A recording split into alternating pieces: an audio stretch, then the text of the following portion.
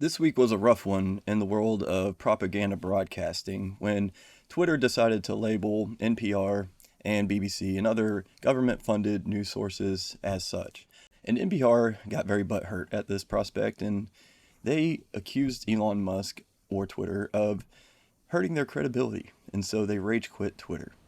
And Elon Musk also ended up embarrassing a BBC reporter live on TV, and this was very profound, actually, and I'll tell you why. So stick around, because I want to show you this interaction that Elon Musk had with this BBC reporter, and I also want to tell you why I don't think NPR and PBS need to worry about Twitter being the ones to hurt their credibility. So stick around, like this video, and subscribe.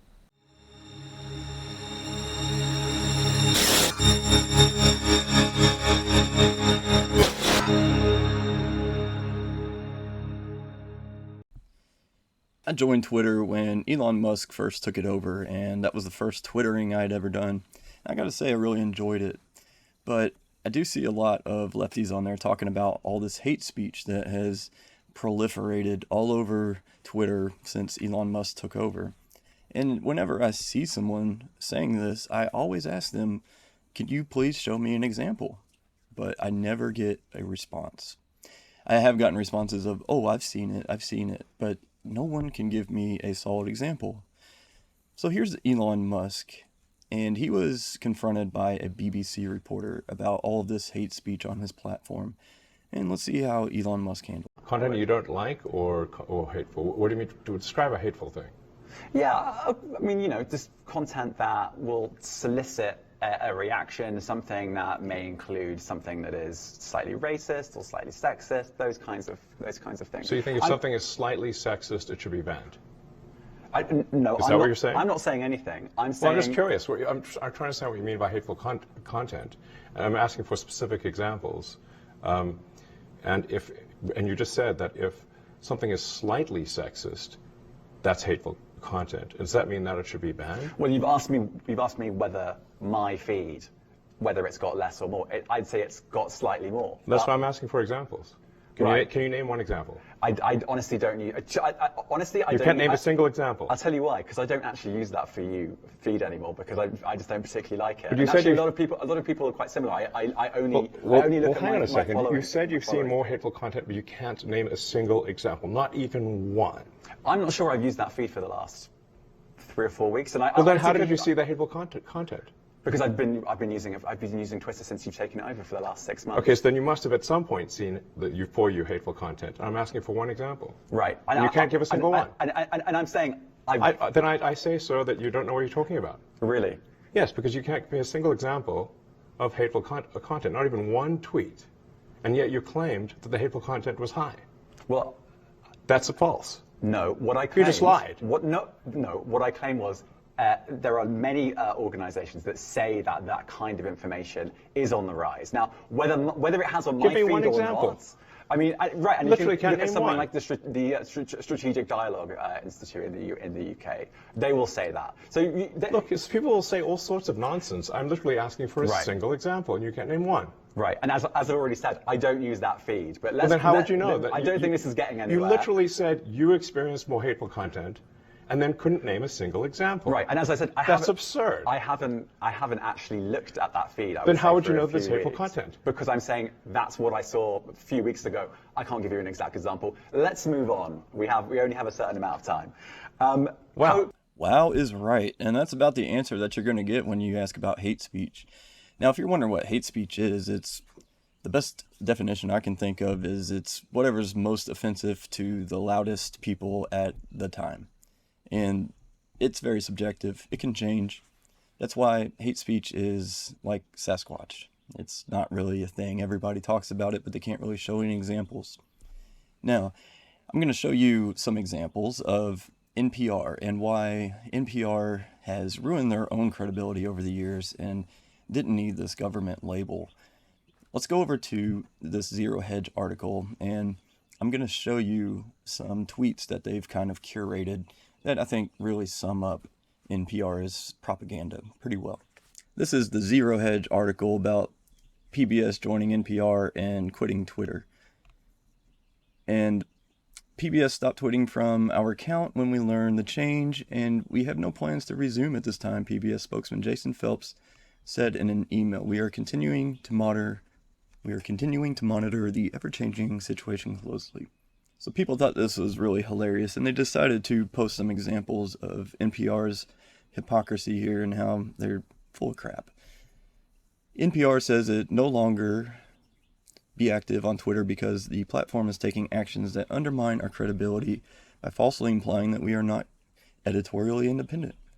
Remember when NPR refused to cover Hunter Biden's laptop because it was not newsworthy?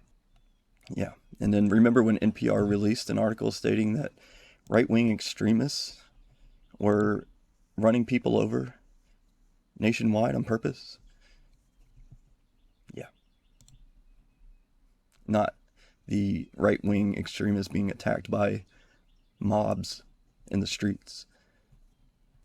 They literally said they refused to air Trump's post-indictment speech last week because they didn't want to subject their audience to Trump's, quote, political propaganda. How is NPR not a state agent? But then how will NPR alert us about their refusal to report on stories that are bad for Democrats? And you've got apologists coming in to try to save them. It's only 1% of their annual budgets from federal governments. That's 11% is actually the correct number. Hedge Elmo, now vaccinated, advertises COVID-19 vaccination shots for children under 5. And that's not propaganda? Look at this. Elmo dies of myocarditis after receiving COVID vaccine. Now, this isn't from the state-run media. This is actually from the Babylon Bee. But it's a good one.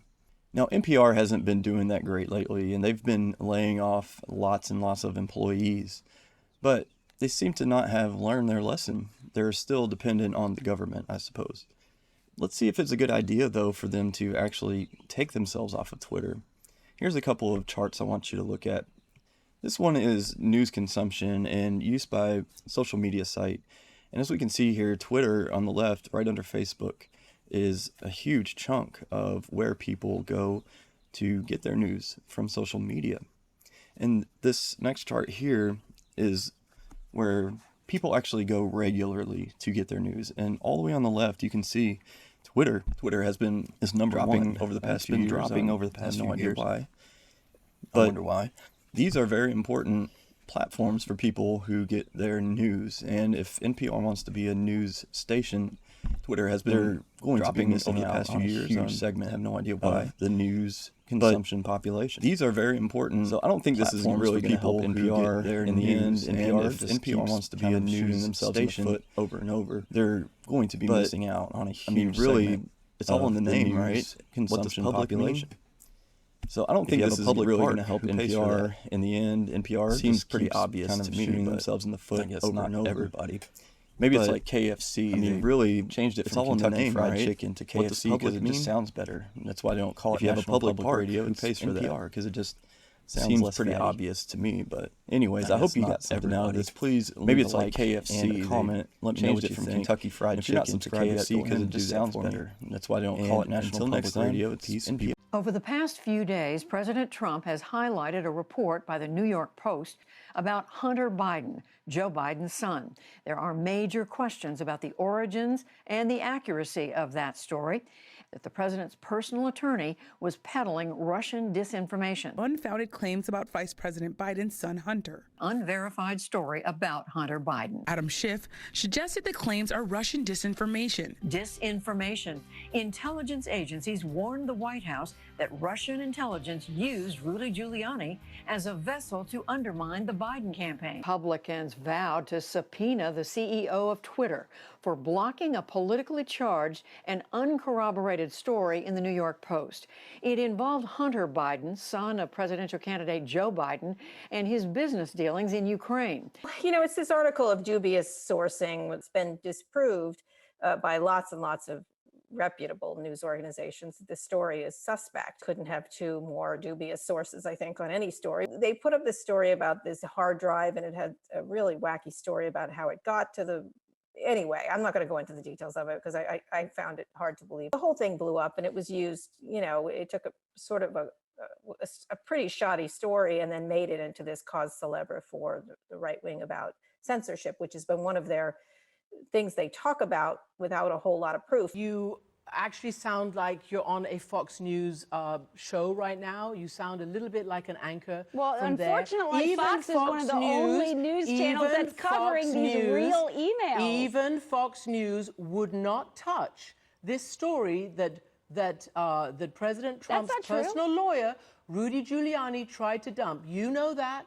Even the New York Post, the key reporter, did not want Fox his News byline just confirmed on Hunter story. Biden's former business associate, who identified by name Joe Biden is the big guy who's profiting off of these shady foreign dealings. And it's not just China. It's Ukraine, and it's $3.5 million from Moscow. There was you wanted collusion. to go there. There You were wanted to go hookers. there. There You was wanted to go a there. dossier. It was real, and it all had to involve the Bidens. Former senior intelligence official tells me that President Trump was warned Giuliani's information was likely Russian disinformation. The Biden campaign says that this is Russian disinformation.